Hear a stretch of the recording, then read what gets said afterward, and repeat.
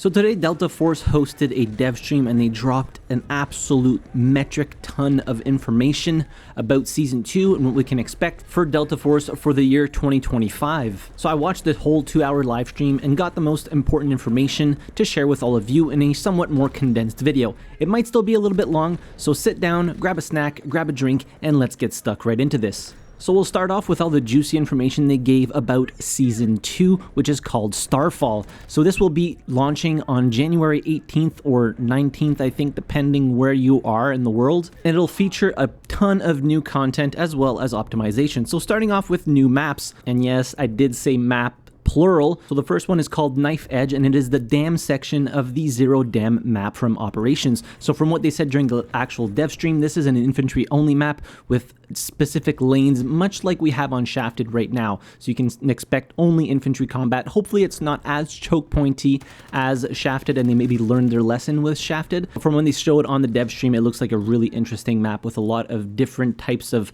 areas that we haven't seen before in Warfare. The next map is called Trainwreck. Now this is a blend between infantry and vehicles, and they were saying that it's between a mid-size and large map, and from what they showed during the dev stream, it looks quite large, if I'm being completely honest. And from what the level designer said, it will have small pockets of like vehicle combat and then small pockets of infantry combat spread out throughout the map. And as you can see on screen right now, it's mostly like an industrial type map where there's like a lot of warehouses and there's like a train track with a fallen train, but it looks like it is quite vast. So excited to get into those two new maps when the season drops. So moving on to new game modes, so they're including Capture the Flag in the launch of Season 2, and it'll be available on 3 maps, Ascension, Trench Lines, and Cracked, but this is a limited time mode, which is somewhat unfortunate. Right now we only have King of the Hill and Attack and Defend as permanent modes, and then we have these cycles of just limited time modes coming in and out. Hopefully they end up having limited time modes that become a permanent addition based on which ones were the most played. I can somewhat understand why they would have these limited time modes so that the queues don't get too small for the 2 main modes, which is Attack and Defend and King of the Hill, but still more modes available would be a much welcome addition. But I guess for the moment we're going to have to stick with limited time modes.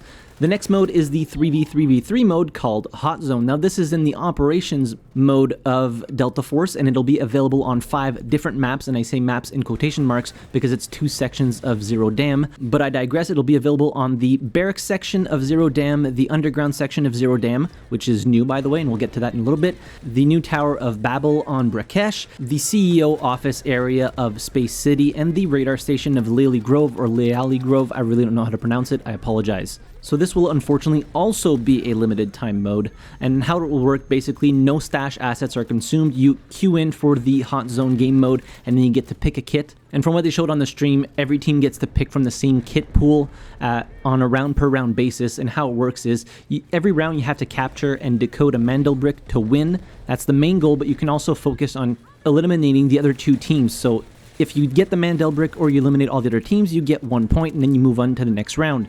The first team to get 3 points wins the match, and between rounds the team spawns are randomized and the Mandel brick spawn is also randomized. Each match gives you random gear and a random map, so you can't queue up for a specific map that this game mode is available on. Now moving on to the controversial new operator. So his name is Alexei Petrov, codename Sineva. He'll be part of the engineer class. Starting off with his abilities, so his passive is the rear guard, so when he doesn't have his shield equipped, it will protect him from getting shot in the back. His first active ability is the grappling gun, so it fires a grappling hook that can pull in enemies, down teammates, as well as equipment boxes in operations. No mention on whether you can actually pull in med boxes or ammo boxes in Warfare. The actual rope of the grapple can be destroyed by, I guess, shooting at it or something of the sorts. They didn't really specify it.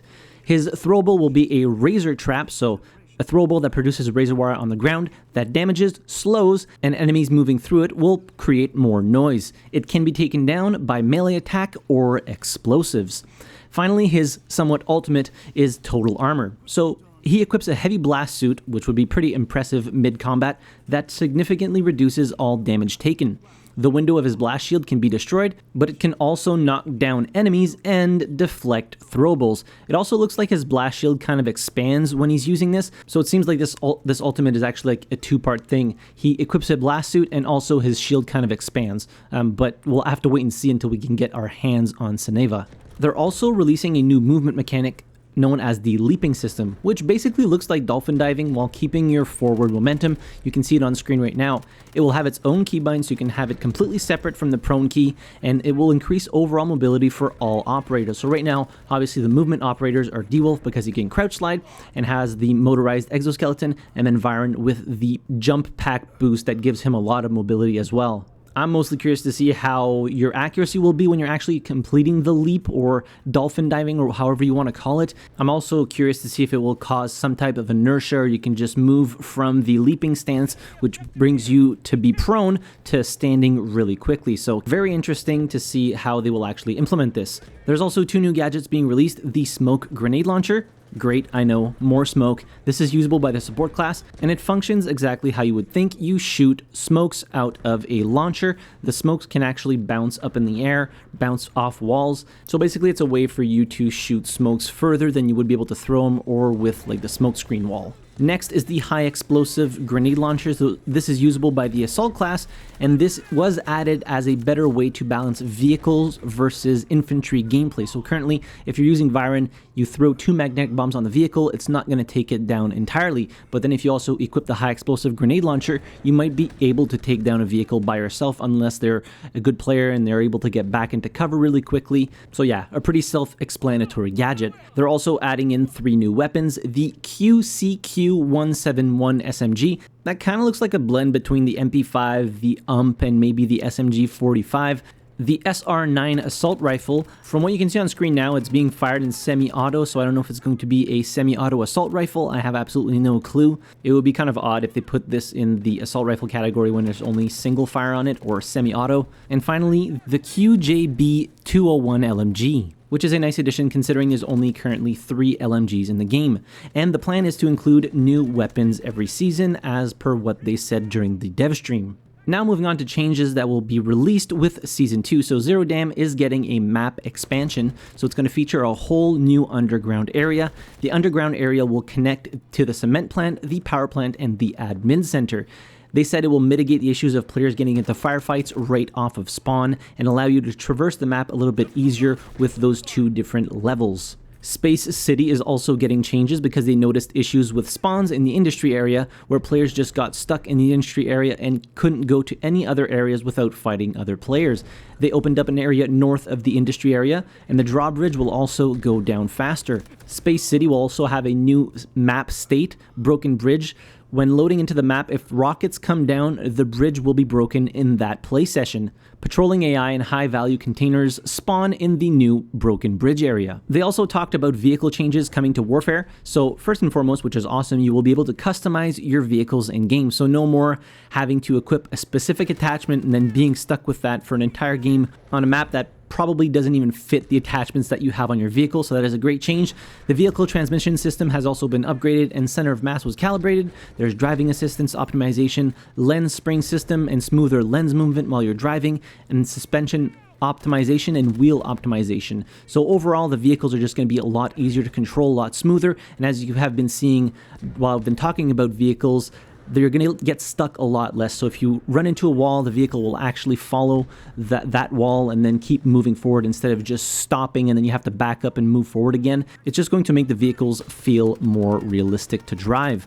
They've also included more environmental destruction. As you can see on screen right now, somebody's calling in a cruise missile on the last area of Ascension on Attack and Defend, and the whole tower comes crashing down. So overall, there'll be more realistic physical effects, and certain map terrain will be adjusted when things come crashing down, delivering a fresh experience. As you can see, when that whole tower comes down on that last sector of AD on Ascension, it creates an underground tunnel or underground area for that sector. So curious to see how that will be implemented into other maps. They also gave us a sneak peek at what we can expect to unlock in the Battle Pass for Season 2. So obviously the new operator, which is free to unlock. Viren is the operator that's getting a cool new skin. It's based on a fighter pilot. You can also expect a lot of new weapon appearances. It looks like there's the SG-552 in there, the PTR-32, the PTR-9 I think it's called, the QBZ, the Vector, the AUG, and what looks like the SR-25. And then you have vehicle appearances for all the vehicles in the game. And you'll also be able to unlock something that's new, which is called Turbrix, which we'll get to in a little bit.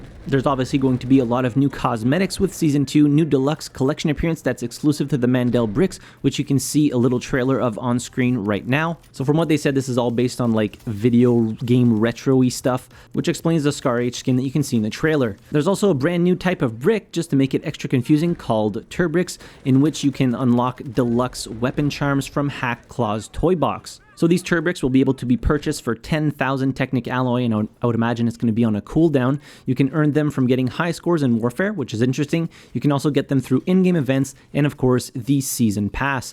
The charms themselves can be traded among players, but only once. If you collect the whole set, the charms will transform into luminous charms, albeit they didn't actually showcase what that looks like. There's also going to be a brand new knife, the Cobra Vanguard, for which you can see a trailer of on screen right now. I can't even imagine how much work went into making this trailer, so I would expect that the skin itself is going to be quite expensive to pay for things like the trailer you're seeing right now. So it's going to be a butterfly knife. It looks absolutely awesome. Probably not going to buy it. Probably way too expensive. They're also adding in a new type of armament, the Technical Armament, which will feature 2 purple guns that you can get, 3 blue guns, 4 green guns, and the vouchers for this new type of armament will also be earned through events. There's also going to be a special event called Lunar New Year that allows you to get exclusive cosmetics during different time periods, so January 24th to 26th, January 31st to February 2nd, and February 3rd to the 9th. So the actual screenshot you're seeing right now doesn't offer a whole lot of information, but Viren's magnetic bomb becomes an explosive gift in this new fun event. So instead of throwing actual magnetic bombs, you're throwing gifts at people, which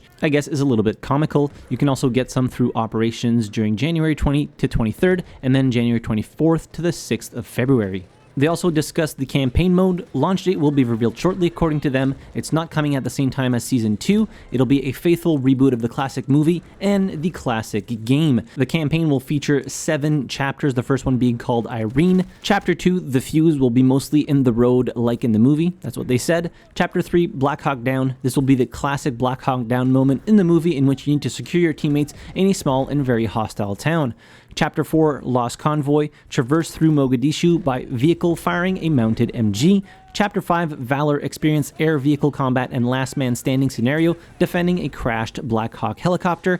Chapter 6, NSDQ, Night of Mogadishu, so traverse in the dark through the town of Mogadishu. And finally, Chapter 7, the Mogadishu Mile, is the final mission, and they didn't really talk about it a whole lot, just they mentioned that it'll be a memorable experience. They said that it was their first time making an actual campaign, and they hope they will do the movie and past games justice. I'm almost done here, I promise. They briefly discussed the 2025 roadmap for Delta Force. Obviously, the first season, Starfall, I already talked about everything that we're getting in this season. Second season will feature night version of selected existing maps, new weapons and attachments to actually be able to play in night maps, improved environmental destruction, new vehicles, new gadgets, new operator, new gameplay features, extensions or updates of selected existing maps, and obviously new Battle Pass and cosmetic items. The third season, new warfare and operation maps, new weapons and attachments, vehicles, gadgets, operator, gameplay features, expansions or updates of selected existing maps, new mini mode, player mobility extension, and obviously a new season pass and cosmetic items. And finally, the fourth season is the one that they spoke about the least, so new warfare map, which they said will give a sense of grandeur. So I can imagine that it will be an insanely large or crazy map. They say there'll also be really cool looking vehicles, and they'll also be implementing earthquakes. Don't know how that will actually affect the gameplay, but I'm still curious. And they finished off the dev stream by having a few content creators ask questions. So the first questions were from Focus DF. He had a few questions about optimizing the game UI, UX, and they said they're working hard on improving performance, also improving the UI and UX, and they will share more info when they are ready. He also asked if they were planning on implementing a squad feature in Warfare, because it would be awesome to be able to lock your squad, create a squad, and stuff like that, and have like a squad leader. They say they will see how they can fit both of these in their backlog. He also touched on the topic of friends joining friends that are already in a game, and they gave the same answer. They'll see how they can fit that in their backlog. And his final question was about the launch of Delta Force on mobile, and unfortunately, The mobile version will only be launched in summer of 2025, but the closed beta for it will start soon. Game director Shadow actually wrote a post explaining the situation with the mobile launch of Delta Force, and I'll leave a link for that in the description down below. And basically he's saying that after reviewing their production pipeline, and honestly I can completely understand that, they're doing so many things. They have 3 different modes going. They're adding limited time modes, new weapons, new operators, and all this different stuff on a per season basis, with 4 seasons coming out this year. So yeah, the mobile version will unfortunately only launch in summer of 2025, and they sincerely apologized for that unfortunate decision that they had to make. They also didn't mention anything about the console release. If it's still on track for Q1 of 2025, absolutely no idea. Next, we got a few questions from Fixate, and he was specifically asking about whether there's going to be a solo-only queue with the season of Starfall, and they said that they will monitor this in the next season, but solo queue won't be coming to Starfall, but there will be gear limitations for early maps, which is, I would imagine, a welcome addition. After that, we got Ender's FPS, so he asked about the possibilities of MMR matchmaking being tweaked in Warfare mode, and they said they took a look at the data from the States and they deployed more servers in Virginia to reduce latency that will also improve the connection quality. They mentioned that less players in the same servers could mean that you're running into the same players for multiple matches in the row, but they also mentioned that there is currently no SBMM. Again, they could say whatever they want, but they did mention that. He also asked questions about the rank system, if they had plans to separate ranked from unranked. They answered that this is a localization issue because it's a points mode and not a ranked mode. Still don't entirely understand why they wouldn't be separated, because then you have people that are playing unranked or non-point mode or casual mode in the lobbies that are playing points mode, so you don't have as much of an incentive to actually try hard if you're playing casual as opposed to the people that are playing in points mode, because you can lose merit if you don't perform well enough, and if you have a team that's not trying, then it's a little bit harder to actually make a difference when you have people that are like sniping in the back or something like that. Just my 2 cents. He also asked, when can we expect the first large update? Obviously January 19th or 18th, depending on where you are in the world, which will be Season 2 Starfall. Finally, we got questions from Tayson TV. I hope I pronounced that right. He was asking whether we'll have a replay feature to watch past matches. They said that they finished making the match replay feature. It's just not quite as polished as they want, but they will eventually push it into every region, releasing it on a region per region basis to start off with. He also asked if Delta Force would be translated in languages like Spanish and Portuguese. They said yes, it's planned, but they need time. And finally, will there be night maps? We know based on the roadmap that there will be night maps in the season after Starfall. So that pretty much covers the whole dev stream. I think I got most of the information in there. Again, I apologize for the long video. There was just a lot of information to share with all of you today. Let me know in the comment section down below what you're most looking forward to in season Starfall. There'll be a link to the dev stream in the description down below. In any case, I'm done. Hit the like button if you enjoyed the video, subscribe to the channel if you haven't already, and as always, thank you very much for watching. I really appreciate it, and I'll see you guys in the next video. Have a good one.